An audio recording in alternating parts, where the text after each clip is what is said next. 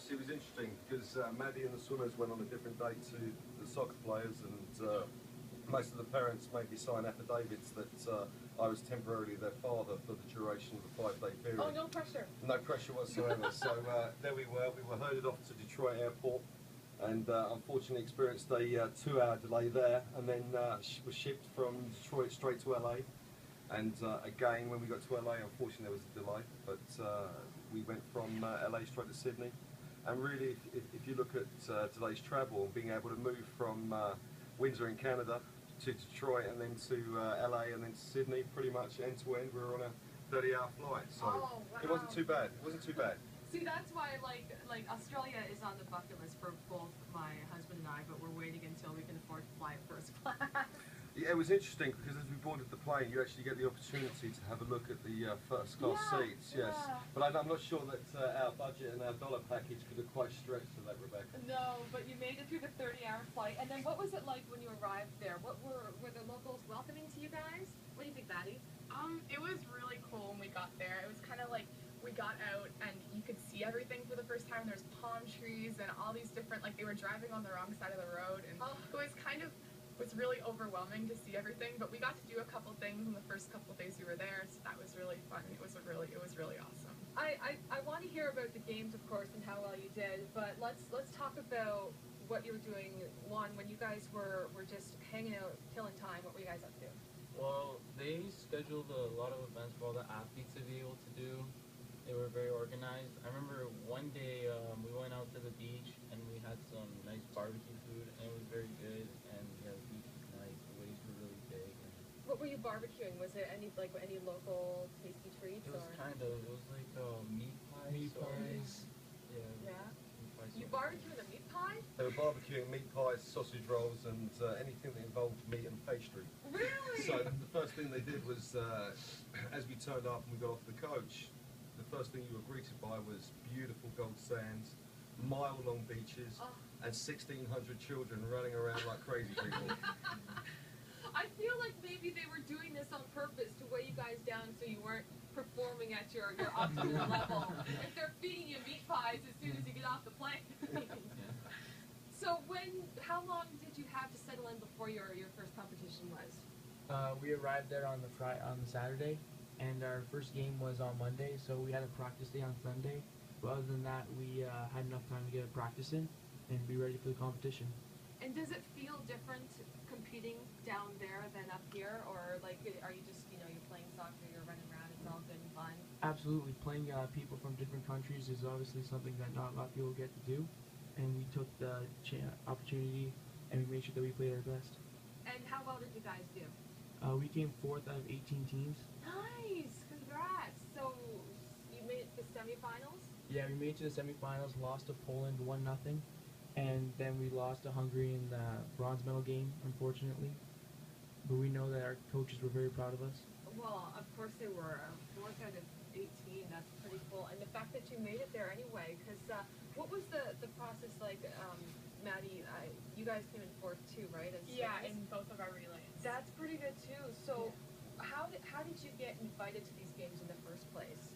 Well, in swimming, the way they do it is each time you swim in a race, you get a certain number of points. They're called FINA points. And then the 4 girls and 4 boys between the ages of 12 and 15 in Windsor and Essex got selected with the top FINA points. So I was selected second, I think, and of 4 people. And then the boys team was also selected, and we traveled there and we swam our best. So that's cool. So even being selected is an honor, right? Yeah. So you guys should be sitting here feeling proud with smiles on your face. That's pretty cool. Is it kind of like the games down there where they like how they were up here? Because we had the ICG last summer and opening ceremonies and a lot of good fun. Is it similar or? It was very similar. I mean, obviously Windsor did a fantastic job, and Essex County did a great job in laying on a games that we had 1,700 people in attendance. One of the advantages, obviously, of going to Australia was this was really the first time that Windsor Essex County athletes had the opportunity of going abroad to really our first away ICG, and having boys soccer, girls soccer, and obviously boys and girls swimming was a great accolade for the city of Windsor and Essex County. And all 3 teams did exceptionally well. I mean, if you look at some of the way that sports are organised with the academy teams in soccer and some of the semi-professional swimmers, because obviously the Australians love playing soccer and the Australians love swimming. They're two big sports within that country.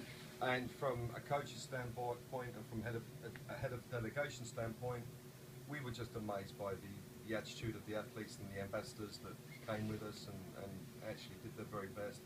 And with the results of coming fourth in boys soccer, fifth in girls soccer, and fourth in the overall swimming was a fantastic achievement. Oh, that's so nice. And Anthony, you made it to the opening ceremonies there? Yes. What were they like? They're very good. Unfortunately, it got rained out, but having everybody being introduced was pretty cool. And people down in Australia did an excellent job organizing it. So did it rain a lot while you were down there? Unfortunately, it kind of rained 2 or 3 days.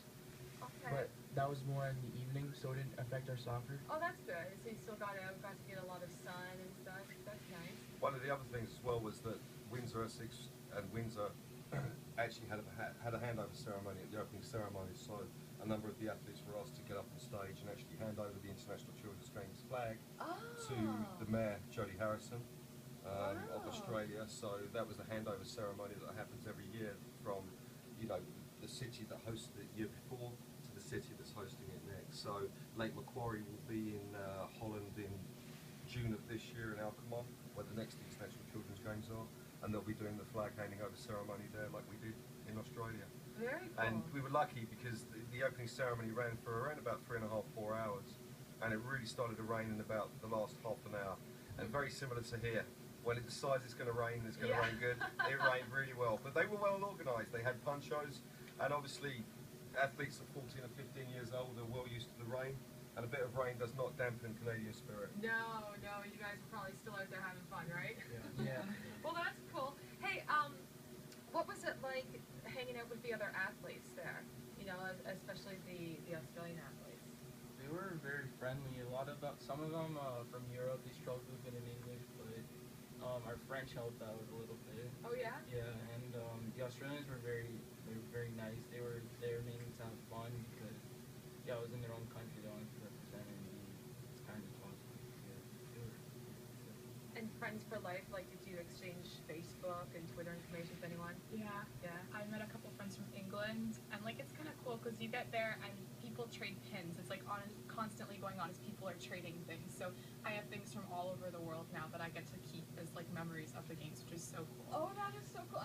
And did you know that going into it? Yeah, I competed in the games last year too. Okay. So I was I was aware of that. So I brought lots of things to trade. I was gonna say, that's where you pack a suitcase just full of trading stuff. Yeah. Absolutely, yeah. I mean, one of the things when we hosted the games that there were thousands of pins being exchanged, and when you're looking at, I think the Lake Macquarie tally was 48 countries with around 1,600 athletes, and from so many different countries, from pretty much from day 2, 3, 4, there was the pin swapping, and then also there's the shirt swapping. Shirt swapping too? Where did you guys get shirts from? We actually, from the soccer point of view, we had obviously a home kit and away kit, and we also took the liberty of ensuring that we took extra shirts with us. I packed quite a few in the suitcase, knowing that there was going to be shirt swapping and knowing that a lot of parents were going to be receiving their athletes home with very smelly laundry.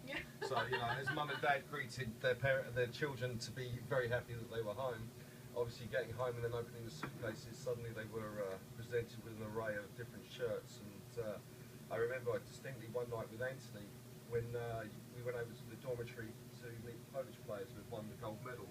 Anthony, how did that go?